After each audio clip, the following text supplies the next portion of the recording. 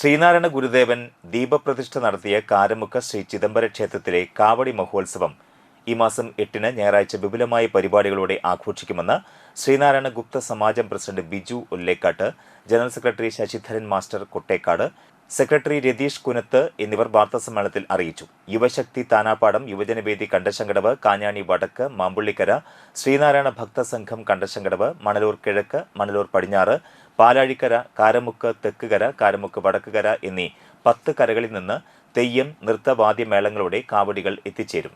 ഓരോ കരയ്ക്കും സമയം പാലിച്ചാണ് കാവടികൾ ക്ഷേത്ര മൈതാനത്ത് പ്രവേശിക്കുക. രാവിലെ മുതൽ വരുന്ന കാവടികൾ സമയക്രമത്തിൽ ഉച്ചയ്ക്ക് 2:10 മുതൽ വൈകിട്ട് 6:25 വരെ മൈതാനത്തേക്ക് പ്രവേശിക്കും. ചടങ്ങുകൾക്ക് സമാജം മേൽശാന്തി സിജിത്ത് കാർമ്മികത്വം വഹിക്കും. കാവടി ആസ്വാദകർക്ക് വാഹനങ്ങൾ പാർക്ക് ചെയ്യാൻ 3 സജ്ജീകരണം ഒരുക്കിയിട്ടുണ്ട്. ആരോഗ്യരംഗത്ത് ആംബുലൻസ് സേവനവും ഉണ്ടായിരിക്കുമെന്നും ഭാരവാഹികൾ വാർത്താസമ്മേളനത്തിൽ അറിയിച്ചു.